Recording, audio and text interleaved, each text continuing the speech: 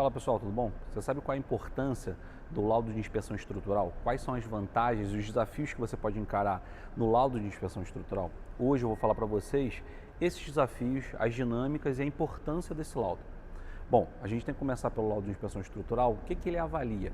Obviamente, um laudo de inspeção estrutural ele vai olhar a estrutura da sua edificação, entendendo a dinâmica dela e as possibilidades de carregamento ou de desafios que essa estrutura está enfrentando no momento. Nesse caso que a gente está aqui hoje, esse cliente nosso ele quer fazer uma adaptação nesse espaço. Então a gente está fazendo uma avaliação estrutural de todos os elementos, as suas capacidades de carga e o seu estado, né? Para saber se está carbonatado, se tem oxidação, quais são os pontos de recuperação estrutural que precisam ser feitos e levados em consideração. Então, quais são os desafios quando a gente vai fazer o laudo de inspeção estrutural? Da mesma forma que a gente faz um laudo de autovistoria ou uma inspeção visual, você deve olhar todos os elementos estruturais possíveis, você deve fazer ensaios em determinados elementos. O ideal numa estrutura é você ensaiar todas, mas nesse galpão aqui, por exemplo, que tem mais de 9.000 metros quadrados, a gente não consegue examinar os 120 pilares que existem ou as 300 vigas. Então a gente escolhe por amostragem. Aonde que você escolhe por amostragem? Nos locais onde vai ter maior carregamento, maior impacto, por exemplo, está próximo às intempéries ou expostos às intempéries, e nos objetos estruturais que têm os maiores desafios de carregamento. Por exemplo, pilares centrais, pilares de divisa, juntas de dilatação. Essas são as estratégias que nós usamos quando a gente vai fazer um laudo de inspeção estrutural. E quais são o próximo desafio desse processo? Você tem que saber quais são os ensaios que você vai fazer, como fazer esses ensaios e a preparação desses ensaios.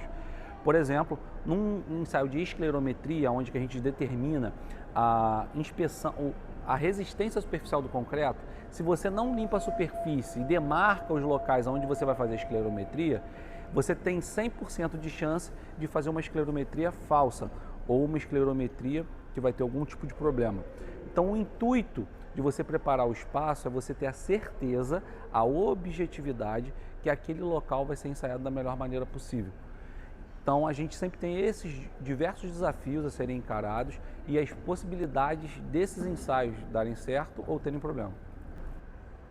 Falando desses desafios, vamos olhar aqui um exemplo. Primeiro, esse é um pilar, um elemento estrutural que a gente está analisando.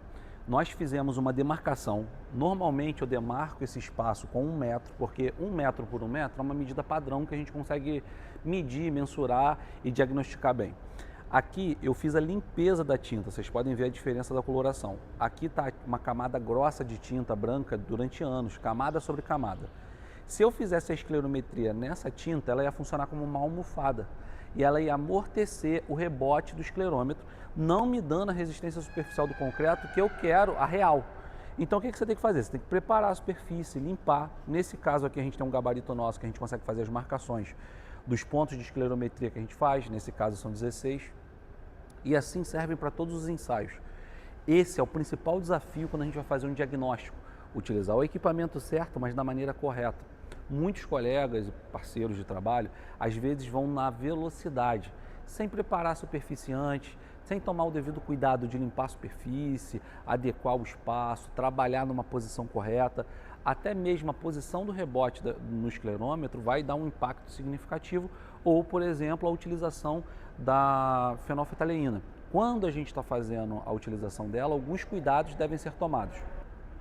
Por exemplo, quando a gente está falando da fenolftaleína, que ela vê o estado de carbonatação da superfície do concreto, a gente tem que tomar alguns cuidados. Por exemplo, você faz um ensaio semidestrutivo, aqui eu tirei um corpo de amostra de 2 centímetros de profundidade mais ou menos, para ver até onde está indo a carbonatação, sem encostar na armadura. Por que eu fiz isso? Eu estou preparando a superfície para poder aplicar ela. Se eu aplico a fenolftaleína na superfície do concreto, ela vai me dar negativa porque essa superfície já é carbonatada. E eu tenho que fazer a análise interna. Um cuidado crucial nesse processo é a limpeza, o sopro nessa superfície. Então, se eu soprar ela, tirar toda a poeira, é a forma correta na aplicação. Porque se eu aplicar a fenolftaleína com poeira ali, a poeira do fundo da amostra, né, que está mais preservada e que não está carbonatada, ela contamina a parte que está carbonatada. Então eu tenho que assoprar, limpar a superfície, aplicar. Esses são os desafios que a gente tem quando a gente está falando dos ensaios e dessas possibilidades de ensaios. Então, o que a gente deve fazer sempre quando está fazendo essa avaliação estrutural? Primeiro, identificar os elementos estruturais, preparar os ambientes para poder fazer os ensaios e, enfim, fazer o seu diagnóstico completo. Basicamente, a gente faz essas 3 etapas.